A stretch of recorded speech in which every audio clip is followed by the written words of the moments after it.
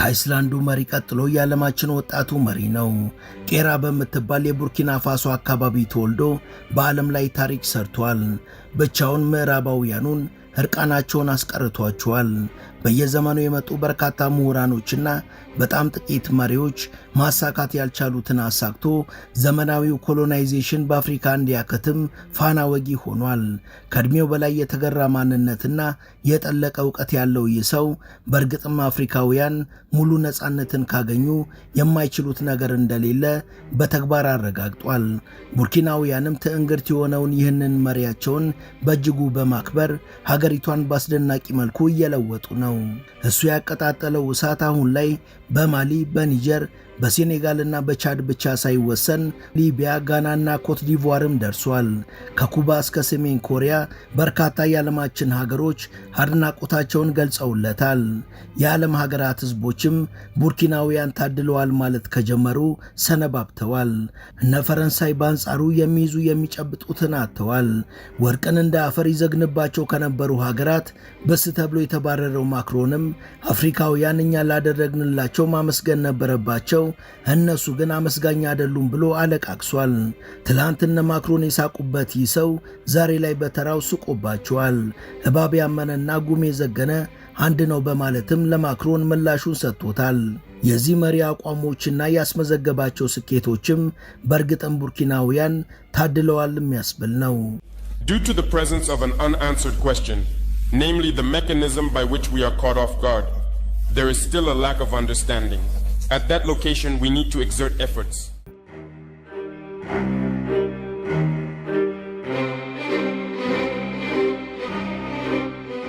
ሰላምና ጤና የምንመኝላችሁ ውድ የመሿለኪያ ሚዲያ ቤተሰቦች፣ በዛሬው መሰናዷችን መላው ዓለምን አጃይብ ስላስባለውና ብቻውን ምዕራባውያንን ስላንበረከከው ስለ ቡርኪናው መሪ ኢብራሂም ትራኦሬ እናወጋችኋለን። ለቻናላችን አዲስ የሆናችሁ ሰብስክራይብ እንድታደርጉ እያስታወስን እስከ ዝግጅታችን ፍጻሜ አብራችሁን ቆዩ የሚለው የዘውትር ግብዣችን ነው።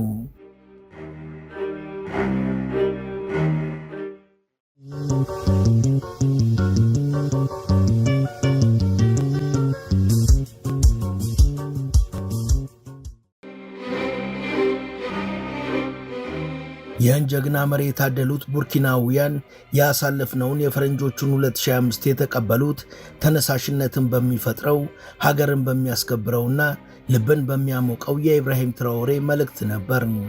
bilan synthétique de l'année 2024 et aussi les perspectives pour l'année 2025.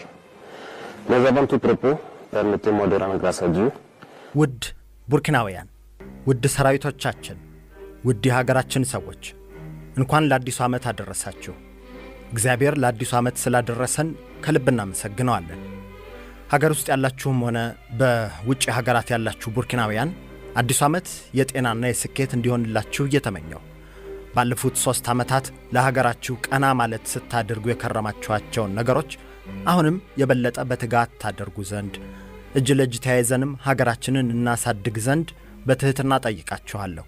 ከዚህ በፊት በነበሩ 3 ዓመታት እንዳያችሁት የኛ ትልቁ ጦርነት ከልማትና ሀገራችንን ከማሳደግ አንጻር የምናደርገው ጦርነት ነው። ይህን ጦርነት ልናሸንፍ የምንችለውም ሁላችንም የሀገሪቷ ዜጎች ከግል ጥቅማችን ይልቅ ሀገራችንን አስቀድመን ከቤተሰባችን እኩል ለሀገራችንም ትኩረት ሰጥተን ስንረባረብ ነው። እናም ውድ ቡርኪናውያን ዛሬ በጀመርነው በዚህ አዲስ ዓመት ይህን ነገር ለማሳካት በቻልነው መጠን እንትጋ።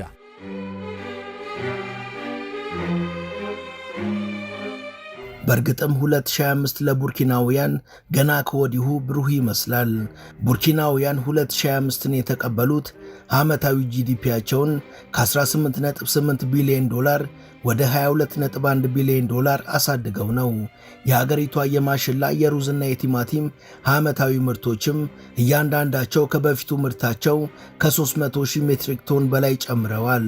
የፓርላማ አባላትንና የሚኒስቴሮችን ደሞዝ በ30% በመቀነስ የሁሉም የሲቪል ሰራተኛን ደሞዝ በ50% ጨምሯል። ትራኦሬ ወደ ስልጣን ከመጣ በኋላ ምዕራባዊ ምዕራባውያኑ በጥቅም ለመደለል ደጋግመው ሞክረው ነበር። መጀመሪያ ላይ እንደ አንድ መሪ ማግኘት የሚገባህን ጥቅምና የአኗኗር ሁኔታ ማግኘት አለብህ በማለት በየወሩ የ$75,000 ደሞዝ እንከፍልሃለን በማለት ሊያማልሉት የሞከሩ ቢሆንም እሱ ግን የእስከዛሬ ደሞዜ ይበቃኛል፣ ከዚህ ይልቅ እኔን የሚያሳስቡኝ ሌሎች በርካታ ቅድሚያ የሚሰጣቸው ሀገራዊ ጉዳዮች አሉ በማለት መልሶላቸዋል።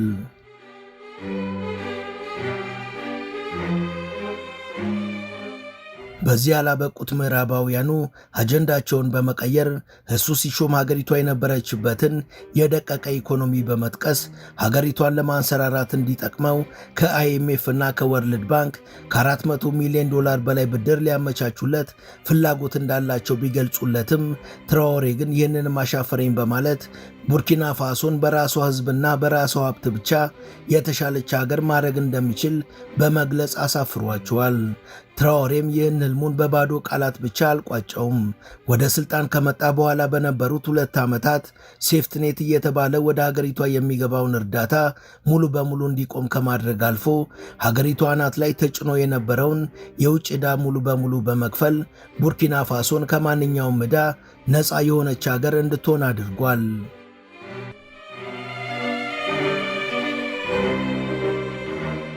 በሁሉም ዘርፍ ስኬታማ የሆኑ ተግባራትን ማከናወን መቻሉን ተጨባጭ በሆነ መልኩ ያስመሰከረው ትራኦሬ በኦክቶበር 6 ቀን 2022 ስልጣን ይዞ ይህን ሁሉ የስኬት ጉዞ አንድ ብሎ ሲጀምር የመጀመሪያ ተግባሩ የነበረው ፈረንሳውያንንና ምዕራባውያንን ከነ ዲፕሎማቶቻቸው ከነ ሰራዊታቸውና ከነ ካምፓኒዎቻቸው ቅሌን ጨርቄን ሳይሉ ተጠራርገው እንዲወጡ ማድረግ ነበር።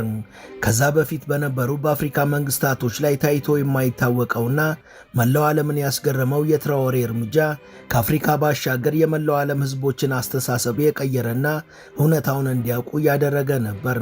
ከዛም ይህ አቋሙ ትክክል መሆኑን በዚች አጭር ዓመታት ውስጥ በተግባር አሳይቷል። በወቅቱ ምዕራባውያኑ ተሳልቀውበት ነበር።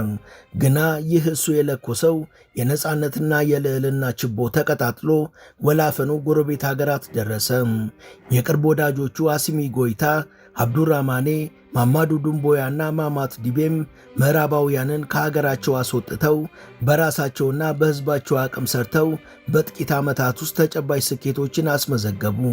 ከዛም የምዕራባውያኑ አፋሽ አጎንባሽ የሆኑት የጋናና የኮት ዲቯር መሪዎችን ጨምሮ የሴኔጋልና የሊቢያ መሪዎችም መሰሪዎቹን አይናችሁን ላፈር አሏቸው።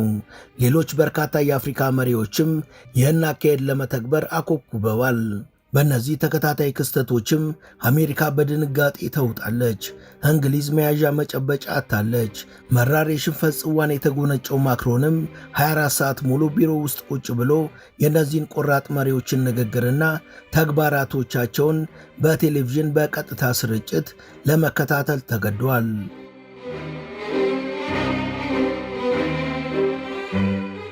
እነ ፈረንሳይ በነ ትራኦሬ መባረራቸው ብቻ ሳይሆን አፍሪካና አፍሪካውያን ያለነሱ ብድርም ሆነ እርዳታ አሊያም ደግሞ የትኛውም አይነት ድጋፍ የራሳቸውን አቅም የራሳቸውን ሀብትና የራሳቸውን ዕውቀት ብቻ ተጠቅመው ሀገራቸውን ማሳደግ ሕዝባቸውንም ያለ አንዳች ኮሽታ በሰላም ማስተዳደር እንደሚችሉ በተግባር በማሳየታቸው ምዕራባውያኑ ቆሽታቸው ደብኗል። በተለይ በእነዚህ ሉዓላዊነታቸውን ባስጠበቁ ሀገራት በተጨባጭ የታየው ይህ ሁሉ ታምራዊ ስኬት በ2 ዓመት ውስጥ ብቻ በተሰራ ሥራ የተመዘገበ መሆኑ ደግሞ በእርግጥም አፍሪካውያን ከገቨርናንስ እስከ ማንፓወር ማኔጅመንት ከሪሶርስ ዩቲላይዜሽን እስከ ሊደርሺፕ በብዙ ዘርፎች ከማንም የተሻለ አቅምና እውቀት እንዳላቸው ሳይወዱ በግድ ያረጋገጡበት ሆኗል። ከዚህ ጎን ለጎን እነ ትራኦሬ እነዚህን ሁሉ ነገሮች በአጭር ዓመታት ውስጥ ማሳካታቸው ከ80 ዓመታት በላይ የአህጉሪቱ ሀገራትን በበላይነት ሲዘውሩ የነበሩት ምዕራባውያኑ ምን ያህል ዘራፊዎች፣ አውዳሚዎችና መሰሪዎች እንደሆኑ ቁልጭ አድርጎ ያሳየ ነው። አባቶቻችን ያጣን እማኝ ተሳድቦ ይሄዳል እንዳሉት እነዚህ ሀገራትን እንደ ወትሮ የመዝለፍ ዕድልን ድጋሚ እንደማያገኙ አውቀው ተስፋ የቆረጡት ምዕራባውያኑ ከወደ ሰሞኑን ደግሞ አይናቸውን በጨው አጥበው አፍሪካና አፍሪካውያንን መውቀስና ጥፋተኛ ማድረግ ጀምረዋል። ከ3 ክፍለ ዘመን በላይ ያን ያህል ግፍ መፈጸማቸው ሳያንስ አሁን ላይ አፍሪካውያን ውለታ ቢሶች ናቸው፣ እኛ ለነሱ ያላደረግነው ነገር የለም፣ እነሱ ምስጋና ቢስ ሆኑ እንጂ ለአፍሪካ ማደግ ቤዛ ሆነናል የሚሉ እንጉርጉሮዎችንም ማሰማት ጀምረዋል። Ingratitude is a disease that cannot be transmitted to humans.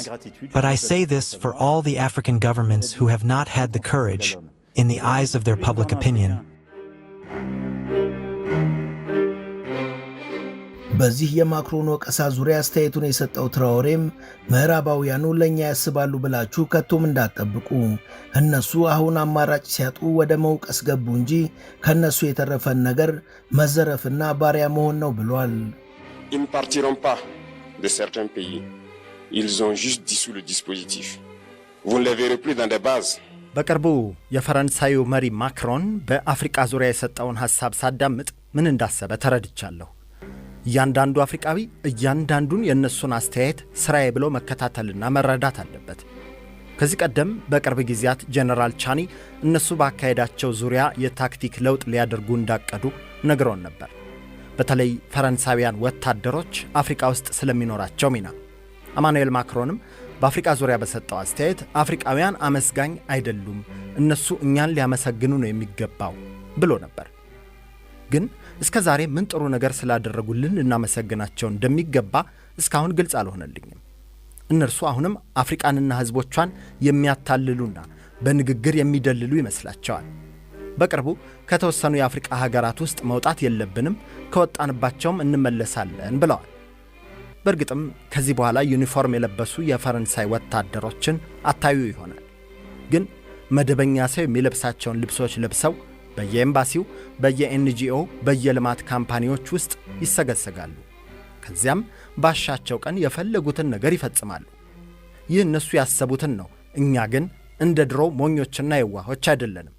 ሴኩሪቲያችንን ከመቼውም በላይ እናጠነክራለን። ከነርሱ ጋር ሊያያዝ የሚችል የትኛውም አይነት ተቋምንም ባለማስተናገድ አቋማችንን አጽንተን እንዘልቃለን።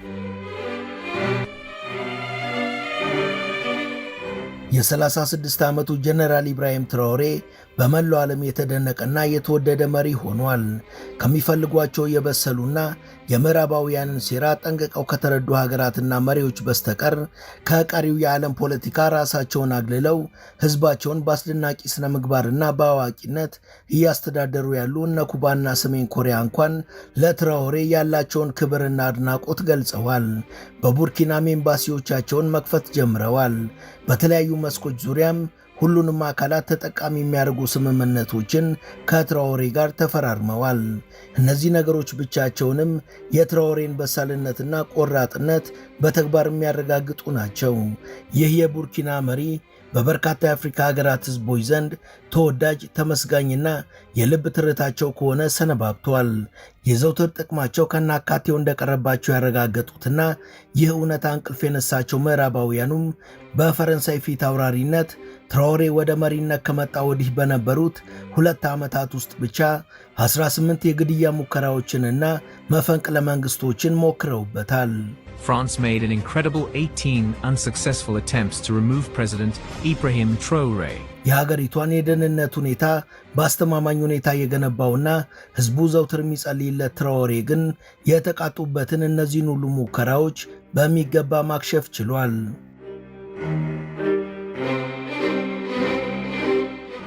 ኢብራሂም ትራኦሬ በ2 ዓመት ጊዜ ውስጥ በተለያዩ ዘርፎች ስኬታማ ከሆነበት ተግባሩ አንዱ ሀገሪቷ የነበረባትን ዕዳ ከፍሎ መጨረስ መቻሉ ነው። ትራኦሬ በእነዚህ 2 ዓመታት ውስጥ የከፈለው የውጭ ዕዳ መጠን 4.7 ቢሊዮን ዶላር ሲሆን ይህም ልክ እንደ ማሊ ሁሉ ሀገሪቷን ከየትኛውም አይነት ዕዳ ሙሉ ለሙሉ ነፃ አድርጓታል። ከዚህ በተጨማሪ ቀደም ሲል በፈረንሳይ ብሔራዊ ባንክ ቁጥጥር ስር የነበረውን የሀገሪቷን የገንዘብ ስርዓትም ከፈረንሳይ በመንጠቅ የቡርኪና ፋሶ የሆነውንና ራሱን የቻለውን ማዕከላዊ ባንክ መመስረት ችሏል። እነዚህን ተግባራት ያከናወንኩትም ነገ ላይ ለልጆቻችን ምቹና ተስማሚ የሆነች ቡርኪና ፋሶን ለመፍጠር ነው ብሏል። Better Burkina Faso for our children. We've been led to believe that we are poor, that we have nothing. But do you realize that it's false? This is colonization. ለልጆቻችን ነገ ላይ የተሻለችዋንና ምቹዋን ቡርኪና ፋሶ አዘጋጅተን መጠበቅ አለብን።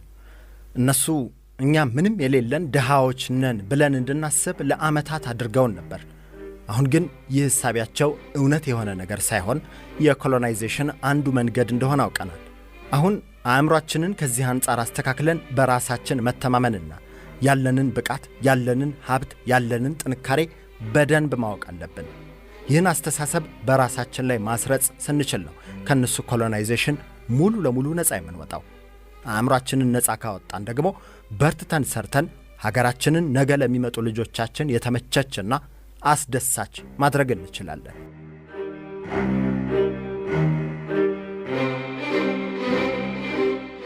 ከዚህ ቀደም የሰራነው ፕሮግራም ላይ እንደምታስታውሱት ትራኦሬ በሀገሪቷ ከሚገኙ የተለያዩ የህብረተሰብ ክፍሎች ጋር መወያየቱን አውስተን ነበር። የመጀመሪያ ደረጃና የሁለተኛ መለስተኛ ደረጃ ተማሪዎች ከሆኑ ህፃናት ጀምሮ እስከ ከዩኒቨርሲቲ ከተወጣጡ ተማሪዎች ድረስ ሁሉንም ስራዬ ብሎ ከነሱ ጋር በየፊናቸው መወያየቱንና በልጅነት አይምሯቸው ላይ ትልቅ ተነሳሽነትን በሚፈጥር መልኩ ንግግር ማቅረቡን እናስታውሳለን። ትራኦሬ በቅርቡ ደግሞ የሀገሪቷ የጽዳት ሰራተኞችና የመንገድ ጠራጊ ወደሆኑ እናቶች ጋር ስራዬ ብሎ የሄደ ሲሆን ከነሱም ጋር ተገናኝቶ ሀገራቸው ከነሱም ብዙ እንደምጠብቅና እነሱም ደስተኛ ሆነው በተነሳሽነት ስራቸውን እንዲሰሩ ነግሯቸዋል። Et à travers elle rendre hommage à toutes les femmes qui se battent ici au Burkina et partout en Afrique, partout dans le monde, toutes celles qui se battent.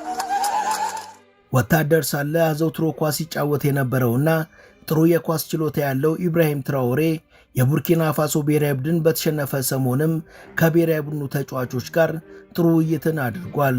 የእኛና የእናንተ ሥራ ሁሌ መስዋዕትነትን የሚጠይቅ ነው። ከዚህ አንጻር በራሳችሁ ችሎታ መተማመንና ጠንካራ መሆን አለባችሁ። ዋናው መሸነፋችሁ ሳይሆን ሽንፈቱ በራስ መተማመናችሁን አለመሸርሸሩ ነው ብሏቸዋል። Everyone here is a fighter, and every task we take on requires a fighting spirit. You've shown this spirit throughout your matches in this qualification journey. A key quality of a fighter is self-confidence. እዚህ የተገኘነው ሁላችንም ጀግኖችና ታጋዮች ነን። እያንዳንዱ የምናከናውነው ግዳጅ ከባድ ትግልንና ጀግንነትን የሚጠይቅ ነው። እናንተም በእነዚህ የማጣሪያ መርሃ ግብሮች ያላችሁ ጥንካሬና የሰነቃችሁት ያልሸነፍ ባይነት ስሜትን በሚገባ አስተውለናል። አንድ ታጋይ ወሳኝ የሆነ ባህሪ ያለው በራስ መተማመን ስሜት ነው። በትግል ወቅት ደግሞ መሸነፍም ሆነ ስህተት መስራት የሚያጋጥምና ያን ያህል እንግዳ የሆነ ነገር አይደለም። ግን እነዚህ መሰናክሎችና ስህተቶች ያላችሁን በራስ የመተማመን ስሜት መሸርሸር የለባቸውም። በግልም ሆነ እንደ ቡድን ጠንካራ ሆናችሁ መዝለቅ አለባችሁ። እናንተ ጠንካራና አልሸነፍ ባይ ሆናችሁ ውጤት ስታመጡና ስታሸንፉ መላው ቡርኪናውያንም በእጅጉ ይደሰታሉ። ከዚህ አንጻር በራሳችሁ በደንብ ተማመናችሁ ጨዋታዎችን ማድረግ አለባችሁ። ሁሌም በእናንተ እንኮራለን። ውድ የቻናላችን ቤተሰቦች ለዛሬ ያዘጋጀንላችሁ ኢብራሂም ትራኦሬን የተመለከተው መሰናዷችን የተከታተላችሁትን ይመስል ነበር። እስከ ዝግጅታችን ፍጻሜ አብራችሁን ስለሆናችሁ እናመሰግናለን። በየዕለቱ የምንለቃቸው የተመረጡ ታሪኮች በፍጥነት እንዲደርሷችሁም ሰብስክራይብ ማድረግና የደውል ምልክቱንም ማብራት አስታውሱ። መልካም ጊዜ።